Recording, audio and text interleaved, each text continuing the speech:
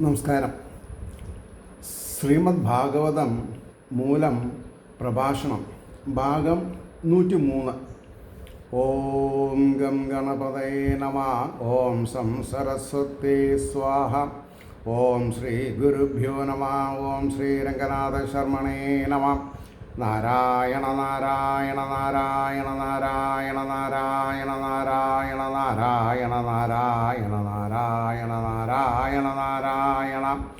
ഓം ശ്രീകൃഷ്ണാർപ്പണമസ്തു. ഓം ശ്രീകൃഷ്ണായ പരബ്രഹ്മണേ നമഃ. ഓം ശ്രീകൃഷ്ണായ പരമാത്മനേ നമഃ. ഹരേ രാമ രാമ രാമ ഹരേ ഹരേ, ഹരേ കൃഷ്ണ കൃഷ്ണ കൃഷ്ണ ഹരേ ഹരേ. ശ്രീമദ് ഭാഗവതം മൂലം പ്രഭാഷണം ഭാഗം 103. ഇന്ന് പ്രഥമ സ്കന്ധത്തിൽ 9-ാം അധ്യായത്തിലെ 49ഉം 50-ാമത്തെ ശ്ലോകമാണ് ബാക്കിയുള്ളത്. അത് പറഞ്ഞിട്ട് നമ്മൾക്ക് 10-ാമത്തെ അധ്യായത്തിലേക്ക് പോവാം. അപ്പോൾ ശ്ലോകം 49. തതോ യുധിഷ്ഠിരോ ഗത്വാ സഹകൃഷ്ണോ ഗജാഹ്വയം പിതരം സ്വാന്തയാമാസ ഗാന്ധാരീം ച തപസ്വിനീം. തതോ യുധിഷ്ഠിരോ ഗത്വാ സഹകൃഷ്ണോ ഗജാഹ്വയം പിതരം സ്വാന്തയാമാസ ഗാന്ധാരീം ച തപസ്വിനീം. ഇതിന് വാക്കാർത്ഥം പറഞ്ഞത്, അനന്തരം ധർമ്മപുത്രർ കൃഷ്ണനോടുകൂടെ ഹസ്തിനപുരത്തെ ഗമിച്ചിട്ട് പിതാവിനെയും വ്യസനിച്ചിരിക്കുന്ന ഗാന്ധാരിയെയും സ്വാന്തനം ചെയ്തു, സമാധാനിപ്പിച്ചു എന്ന് പറഞ്ഞു. ഇനി അതിൻ്റെ ഭാവാർത്ഥം പറയുകയാണെങ്കിൽ, പിന്നെ യുധിഷ്ഠിരൻ കൃഷ്ണനോടുകൂടെ ഹസ്തിനപുരത്തിൽ ചെന്ന് പുത്രദുഃഖത്താൽ ഖേദിച്ചുകൊണ്ടിരിക്കുന്ന പിതാവായ ധൃതരാഷ്ട്രരെയും മാതാവായ ഗാന്ധാരിയെയും സമാധാന വാക്കുകളാൽ ആശ്വസിപ്പിച്ചു. അപ്പോൾ കാര്യം സ്പഷ്ടമായി. ഇനി 50-ാമത്തെ ശ്ലോകം.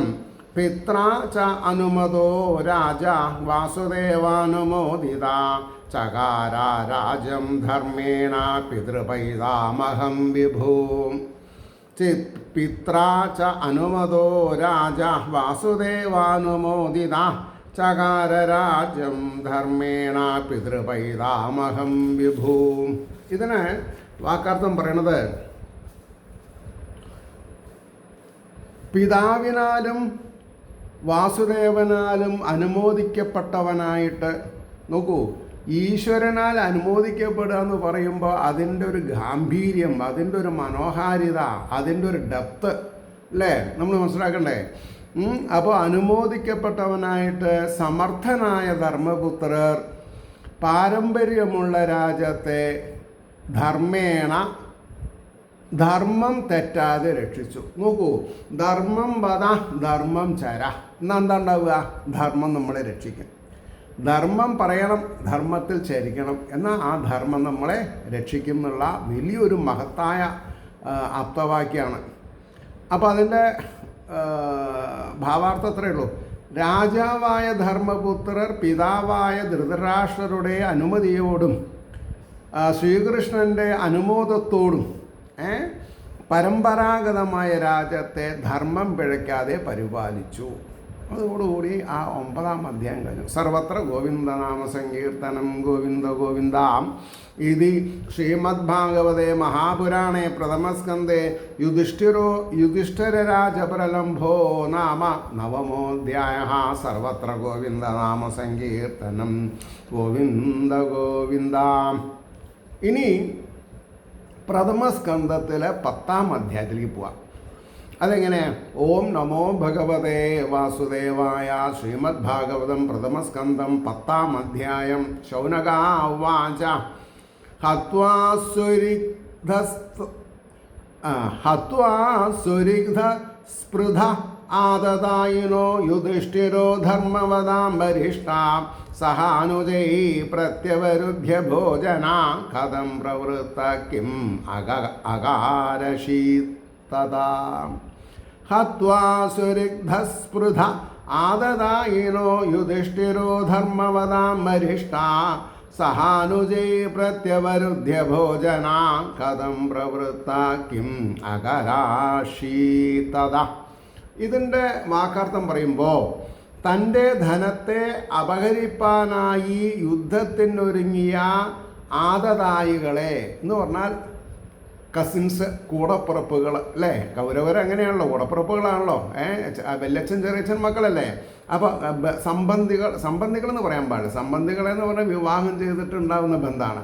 ഇത് കുടുംബക്കാർ, ആദതായന.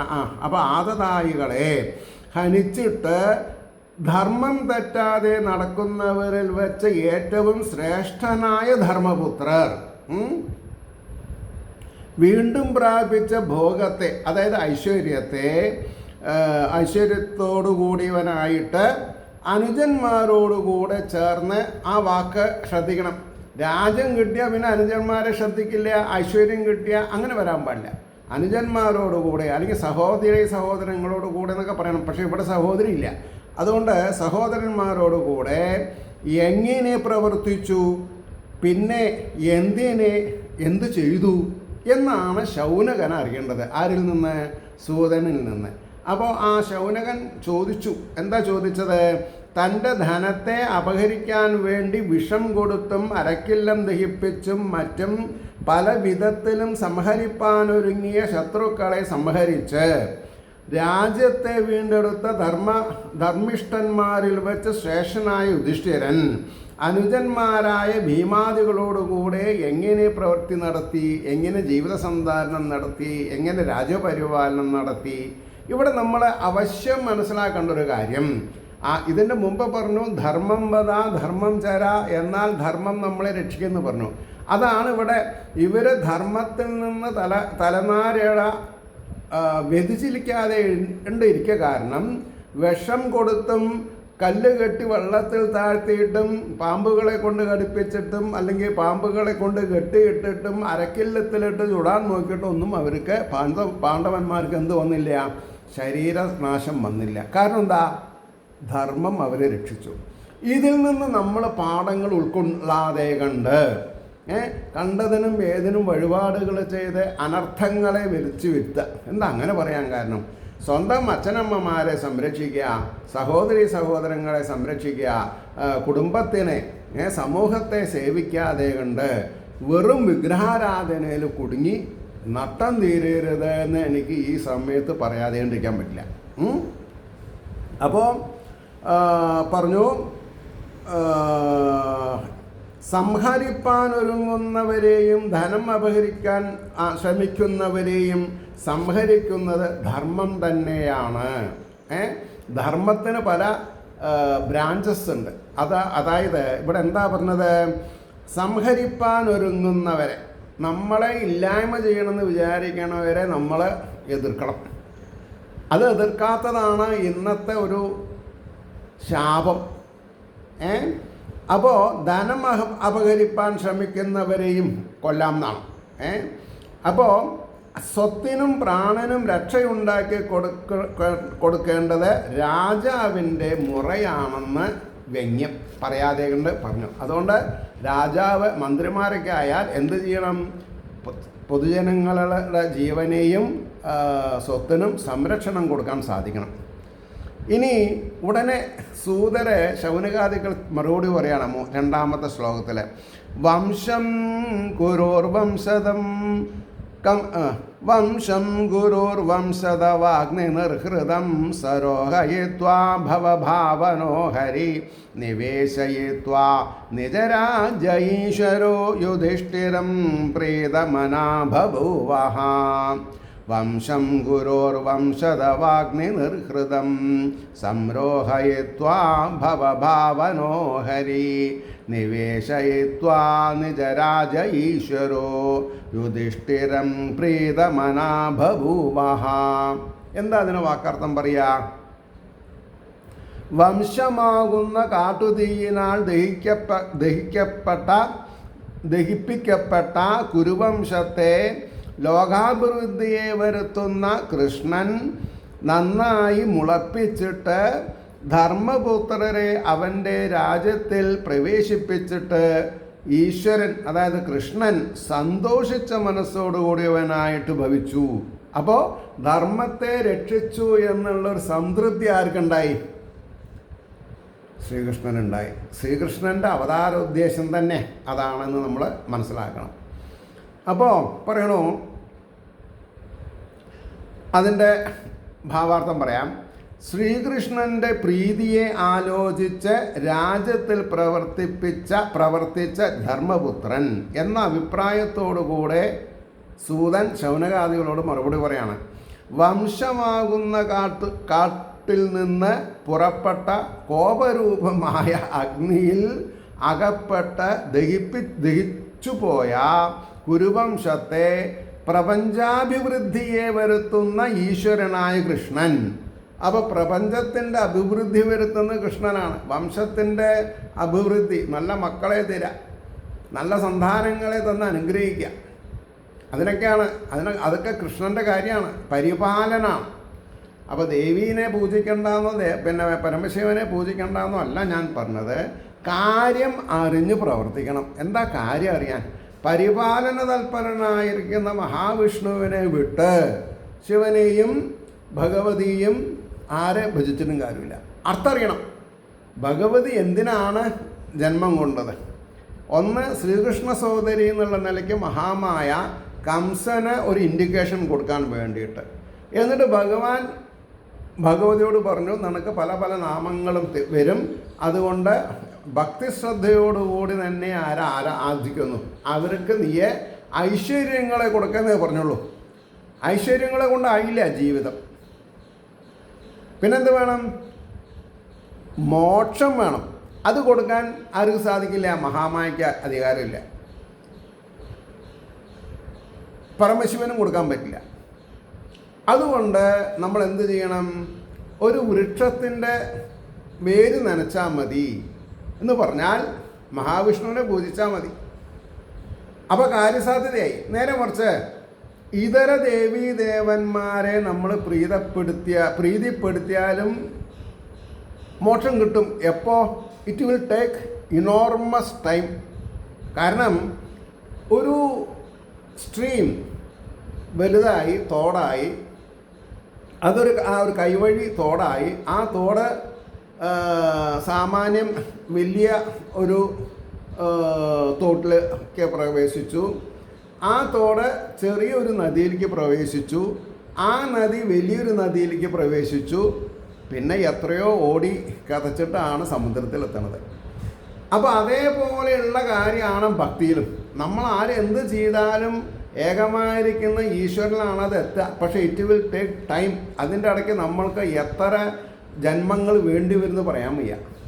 അപ്പോൾ മായ നമ്മളെ വഴിതെറ്റിക്കും ചെയ്യും. അപ്പോൾ പിന്നെ ആദ്യം ഉണ്ടാക്കിയിട്ട് വേണം സദ്ബുദ്ധി.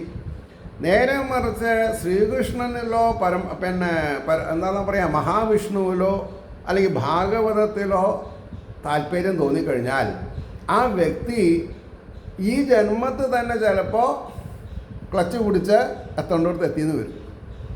അതാണ്. അപ്പം മറ്റുള്ള ക്ഷേത്രങ്ങളൊക്കെ വേണം, പക്ഷേ നമ്മുടെ അന്തസ്സത്ത കിടക്കുന്നത് മുഴുവൻ എങ്ങനെയാണ്? അവരവരുടെ ശരീരാന്തർഗതമായിരിക്കുന്ന ബ്രഹ്മചൈതന്യത്തിലാണ്. ആ ബ്രഹ്മചൈതന്യത്തിനെ അറിയാതെ കണ്ട്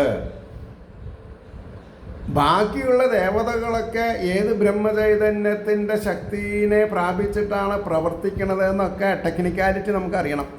കയ്യ്, കാല്, മൂക്ക്, കണ്ണ്, ഇൻക്ലൂഡിങ് ഈ മനസ്സ്, ബുദ്ധി.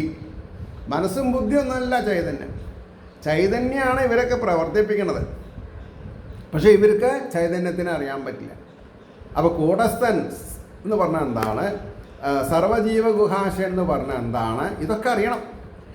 അതുകൊണ്ടാണ് ഇവിടെ വളരെ അസന്നിഗ്ധമായിട്ട് പറഞ്ഞ് മനസ്സിലാക്കുന്നുണ്ട്.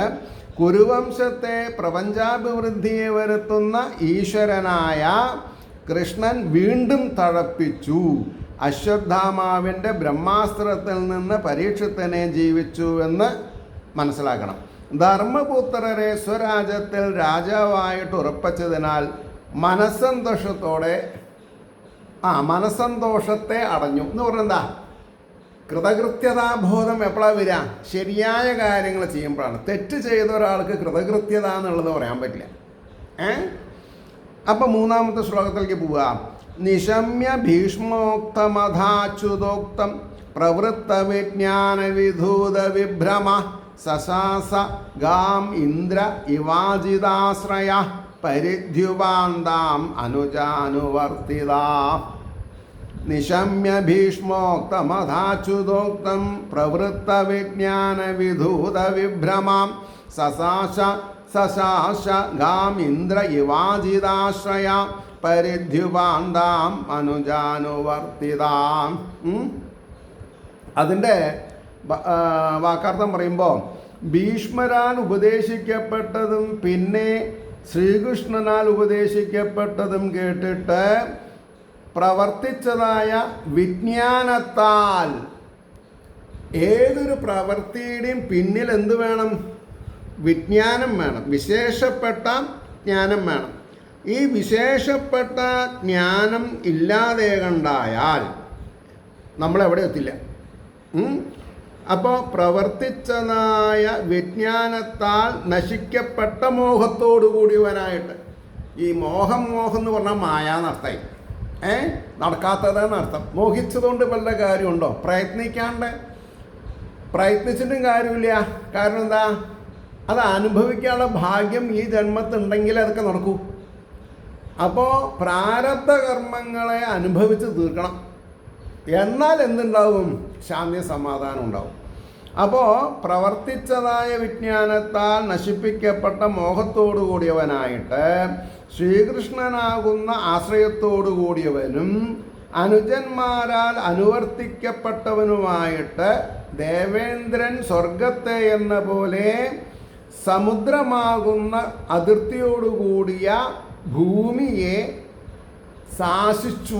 അത് നമുക്കിഷ്ടമില്ല. ഇപ്പോൾ ആരെങ്കിലും നല്ല കാര്യങ്ങൾ ശാസനകൾ ഇറക്കിയാൽ അവരെ ഒറ്റപ്പെടുത്തുന്ന കാലഘട്ടത്തിലാണ് നമ്മൾ ജീവിക്കുന്നത്.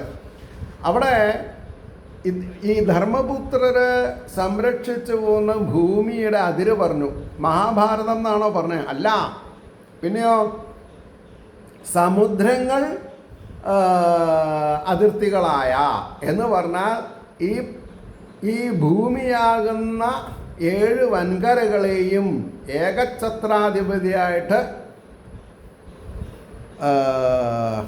ഭരിച്ചു, ശാസിച്ചു വന്നു. അതാണ് ഞാൻ മഹാഭാരതത്തിലെ അനുശാസന പർവം വായിച്ചിരിക്കുന്നത് പറയാൻ കാരണം. ശാസനങ്ങളാണ്. അത് തെറ്റിച്ചാൽ ധർമ്മത്തിൽ നിന്ന് വ്യതിചലിച്ചു. ആർക്കാ പ്രശ്നം? ആര് ധർമ്മത്തിൽ നിന്ന് വ്യതിചലിച്ചുവോ അവന് അതിൻ്റെ ശിക്ഷ കിട്ടും. ആരാ ശിക്ഷിക്കണത്? ഈശ്വരൻ. അത് അപ്പോൾ പരിപാലനകർത്താവായ ഈശ്വരനിൽ ആഭിമുഖ്യമുണ്ടായാൽ നമുക്കൊക്കെ രക്ഷപ്പെടാൻ പറ്റും.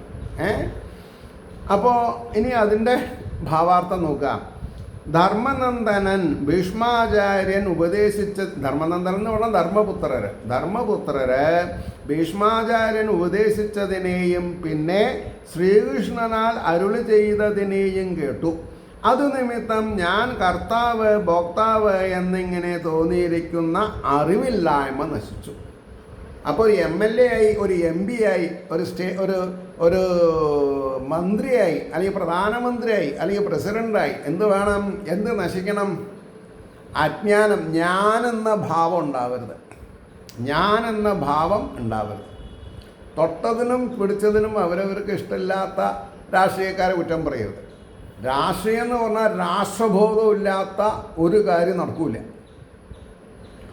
അതുകൊണ്ട് ശ്രീകൃഷ്ണ ഭഗവാനെ ആശ്രയിച്ചും അനുജന്മാരായ ഭീമാദികളാൽ അനുവർത്തിക്കപ്പെട്ടും കൊണ്ട് സമുദ്രം വരെയുള്ള ഭൂമിയെ ഇന്ദ്രൻ സ്വർഗത്തെ എന്ന പോലെ പരിപാലിച്ചു പോന്നു. കർത്താവ് ഭോക്താവ് എന്ന വിചാരമാണ് ജീവനെ സംസാരത്തിൽ ബന്ധിക്കുന്നത്. ഞാനാണ് ഇതൊക്കെ ചെയ്യണത്, അങ്ങനെ വരാൻ പാടില്ല. സംസാരത്തിൽ നിന്ന് ബന്ധനം മുക്തി വേണമെന്നുണ്ടെങ്കിൽ ആശാപാശ വിമോഹിത.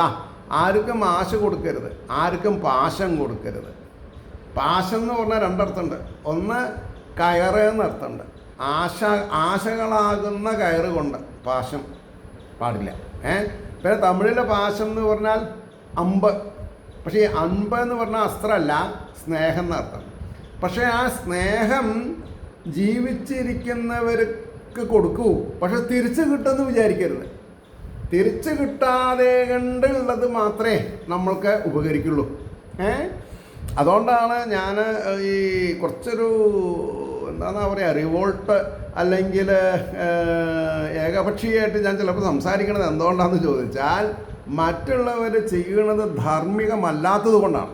ധർമ്മം ചെയ്യുന്ന ഒരാളെ ഞാൻ എപ്പോഴും അതായത് ഞാൻ അദ്ദേഹത്തിന് ബഹുമാനിക്കും, മനസ്സുകൊണ്ട് നമസ്കരിക്കും. അപ്പോൾ ദക്ഷിണഗ്രാഹികളായിട്ട് നമ്മളൊരു കാര്യം ചെയ്യാൻ പാടില്ല എന്ന് പറഞ്ഞാൽ എത്ര വലിയ ആളാണെങ്കിലും ചെയ്യരുത്. പിന്നെ സമൂഹത്തെ വഴിതെറ്റിക്കരുത്. അതെങ്ങനെ? ഇന്നന്ന കാര്യങ്ങൾ ചെയ്താൽ ഇന്നന്ന ഫലങ്ങൾ. അപ്പം നമ്മൾക്ക് ശരിയായ ഫലം എന്തായിരിക്കണം? മോക്ഷമാണ്. അപ്പോൾ മോക്ഷത്തിൽ ചെറുതായിട്ടുള്ളത് ഒന്നും നമ്മൾക്ക് ആക്സെപ്റ്റ് ചെയ്യാൻ പാടില്ല. അപ്പോൾ ഇവിടെ പറയണു, ഗുരുപദേശ ശ്രവണത്താൽ അത് നശിച്ചപ്പോൾ, ഏത് ആശാപാശം നശിച്ചപ്പോൾ ധർമ്മപുത്രർ ജീവൻ മുക്താവസ്ഥയെ ആശ്രയിച്ചു. ഇതെങ്ങനെ സപ്താഹത്തിൽ നിന്ന് നമുക്ക് മനസ്സിലാവുക? ജീവൻ മുക്താവസ്ഥയെ ആശ്രയിച്ചു എന്നുള്ള അർത്ഥം എങ്ങനെയാണ് കിട്ടുക? നിങ്ങൾ സ്വാധ്യായം ചെയ്യണം, സ്വന്തമായിട്ട് പുസ്തകം വായിക്കണം. എന്നിട്ട് അറിയാത്തത് ദക്ഷിണഗ്രാഹികളല്ലാത്ത ആചാര്യന്മാരോട് ചോദിച്ച് മനസ്സിലാക്കണം. വേണമെങ്കിൽ എനിക്കല്ല നിർബന്ധം. അപ്പോൾ രാജപരിപാലന രൂപമായ ക്ഷത്രിയധർമ്മത്തെ, രാജ്യം പരിപാലിക്കുക എന്നുള്ളത് ക്ഷത്രിയധർമ്മമാണ്. അഭിമാനം കൂടാതെ, അതായത് ബന്ധനത്തിൽ അകപ്പെടാതെ. ഈ അഭിമാനം എപ്പോഴാണ് തോന്നുക? ഞാൻ ഈശ്വരൻ്റെ കയ്യിലുള്ള ഒരു ഉപകരണമാണ് എന്നുള്ളൊരു വിചാരം ഉണ്ടായാൽ മതി. ഈശ്വരൻ ഇല്ലെങ്കിൽ ഞാനില്ല. അപ്പം എനിക്ക് ശ്രേയസ് കിട്ടുന്നത് ഈശ്വരൻ എനിക്ക് അനുകൂലമാകുമ്പോഴാണ്. അതുകൊണ്ട് നമ്മൾ എന്ത് ചെയ്യണം? ഞാൻ ഈശ്വരൻ എന്നെക്കൊണ്ട് എന്തൊക്കെയോ ചെയ്യിച്ചു, അത്രയേ ഉള്ളൂ. പരിരക്ഷിച്ചു എന്ന് സാരം. പരിരക്ഷിക്കുക, ഏത് ഏടാകൂടത്തിൽ നിന്നും നമ്മളെ പരിരക്ഷിക്കുക. മനസ്സിലായില്ലേ? അടുത്ത ശ്ലോകം 4. കാമംബവർഷപർജന്യ സർവകാമധുഘാമഹി ശിശിചു സ്മ വ്രജാൻ ഗാവാ പയസോധസ്വധീർമുദാം. ക്ഷകാമംബവർഷപർജന്യ സർവകാമധുഘാമഹി ശിശിചു സ്മ വ്രജാൻ ഗാവാ പയസോധസ്വധീർമുദാം. പായസമല്ല, പയസോധസ്വധീർമുദാം. അതിൻ്റെ അർത്ഥം പറയണത്, മേഘം വേണ്ടതുപോലെ വർഷിച്ചു. മേഘം എന്ന് പറഞ്ഞാൽ ആവശ്യത്തിന് മഴ ഉണ്ടായി. ഭൂമി ഏവർക്കും ആവശ്യമുള്ള സസ്യാദികളെ ജനിപ്പിക്കുന്നതായിരുന്നു. എന്താ അങ്ങനെ പറയാൻ? ബ്രാഹ്മണ, ക്ഷത്ര, വൈശ്യ, സ്ത്രീ, ശൂദ്ര അങ്ങനൊന്നും വ്യത്യാസം പറയാൻ പാടില്ല. ഞങ്ങൾ ജമ്മിയാണ്, നിങ്ങൾ തൊഴിൽ, അങ്ങനെയല്ല. എല്ലാവർക്കും ആവശ്യമുള്ള ഭക്ഷണ പദാർത്ഥങ്ങൾ, ധാന്യങ്ങൾ ആരോ ഉൽപ്പാദിപ്പിക്കുന്നുണ്ട്? ഭൂമി. അപ്പോൾ അവിടെ ഒരു കോർപ്പറേഷൻ വേണം. എന്താ കോർപ്പറേഷൻ? എനിക്ക് കിട്ടിയത് മറ്റുള്ളവർക്ക് ഞാൻ സ്വമനസ്സോടുകൂടി, സഹകരണ മനോഭാവത്തോടു കൂടി അവരുടെ ആവശ്യങ്ങളെ നിറവേറ്റാൻ എനിക്ക് സാധിക്കണം. അപ്പോൾ ഏവർക്കും ആവശ്യമുള്ള സസ്യാദികളെ ജനിപ്പിക്കുന്നതായിരുന്നു. കനത്ത അകിടുള്ള പശുക്കൾ ഗോഷ്ഠങ്ങളെ, അതായത് വീടുകളെ പാൽ കൊണ്ട് സന്തോഷത്തോടുകൂടെ സേചനം ചെയ്തു. സേചനം ചെയ്തു എന്ന് പറഞ്ഞാൽ ചുരത്തി കൊടുത്തു എന്നാണ്. പാല് ചുരത്തി കൊടുക്കുക. പറഞ്ഞ വിഷയോ? നിങ്ങൾക്ക് അറിയില്ല, ചില പശുക്കൾ പാല് മേപ്പിട്ട് വലിക്കും. അപ്പോൾ കുട്ടികൾ എന്ത് ചെയ്യും? അതിൻ്റെ അതിൻ്റെ ചുണ്ട് വെച്ചിട്ട് 2 തട്ട് തട്ടും. അതാണ് അകിട് കഴുകുക. അകിട് നന്നായിട്ട് കഴുകണം. എന്നിട്ട് സ്വല്പം എണ്ണയൊക്കെ കയ്യിലിങ്ങനെ പുരട്ടിയിട്ട് അതിൻ്റെ മുലയ്ക്കൊന്ന് തലോടി ഒരു പരുവത്തിലാക്കിയിട്ട് വേണം ഇങ്ങനെ അതുകൊണ്ട് ഇങ്ങനെ വിരലുകൊണ്ട്, അല്ലെങ്കിൽ ഈ 4 വിരലുകൊണ്ട് മുല പിടിച്ചാൽ തള്ള വിരലുകൊണ്ട് അമർത്തിയിട്ട് ഇങ്ങനെ വലിക്കണം. അതൊരു പ്രക്രിയയാണ്, അതൊക്കെ അറിയണം. അപ്പോഴാണ് പശു ശരിക്കും അപ്പോൾ ഒരാൾ കുട്ടീനെ അതിൻ്റെ അടുത്ത് കെട്ടിയിട്ടിട്ട് പശുവിൻ്റെ താട ഇങ്ങനെ തലോടി കൊടുക്കണം. അപ്പോൾ പശു അറിയാണ്ട് താടൊക്കെ മേപ്പെട്ടാക്കും വളരെയധികം നല്ല രീതിയിൽ കറന്നെടുക്കാം. അവനവൻ്റെ ആവശ്യത്തിനുള്ളത് കറന്നെടുക്കാൻ പാടുള്ളൂ, വിൽക്കാൻ പാടില്ല എന്നൊക്കെയാണ് പറയുക. അവിടെയാണ് നമുക്ക് തെറ്റ് പറ്റണത്. പ്രഥമ വിഷയം കുട്ടിക്ക് കുടിക്കാൻ ധാരാളം ഉണ്ടാവണം. അപ്പം ഏതും വ്യവസായമാകുമ്പോൾ എന്ത് പറ്റണോ, അപകടങ്ങൾ പറ്റും. ധർമ്മം വ്യവസായത്തിനുള്ളതല്ല, സജ്ജനങ്ങളെ സംരക്ഷിക്കാൻ അവരവരുടെ അറിവ് ഉപയോഗിക്കണതാണ്. അപ്പോൾ മേഘം വേണ്ട വിധം വർഷിച്ചു, ഭൂമി ആഗ്രഹമുള്ളവയെല്ലാം നൽകി, തടിച്ച അകിടുള്ള പശുക്കൾ സന്തോഷത്തോടുകൂടെ ഗോശാലകളെ തന്നെ പാൽ കൊണ്ട് സേചനം ചെയ്തു. അതായത് തൊഴുത്ത് നിറയെ പാലെന്നർത്ഥം. അതൊരു ആലങ്കാരിക പ്രയോഗമാണ്. ഇനി 5-ാമത്തെ ശ്ലോകം. സദ്യസമുദ്രാഗിരയ സവനസ്പതി വിരുധ ഫലന്ത്യോഷധയ സർവാ കാമമന്യതു തസ്യ വൈ. നദ്യാ സമുദ്രാഗിരയ സവനസത്പതി വിരുധ ഫലന്ത്യോഷധയ ഔഷധയ സർവദാ കാമമന്യതു തസ്യ വൈ. അവിടെ നദികൾ, സമുദ്രങ്ങൾ, പർവ്വതങ്ങൾ, വൃക്ഷങ്ങളോടുകൂടിയ ചെടികൾ, ഔഷധികൾ, ഋതുക്കളെ അനുസരിച്ച് അൻഋതു എന്നാണ് വാക്ക്. ഋതുക്കളെ അനുസരിച്ച് അവൻ്റെ കാലത്തിൽ ധർമ്മപുത്രരുടെ കാലത്തിൽ ഫലിക്കുന്നു. ഫലമില്ലാത്ത കാര്യമില്ല എന്നർത്ഥം.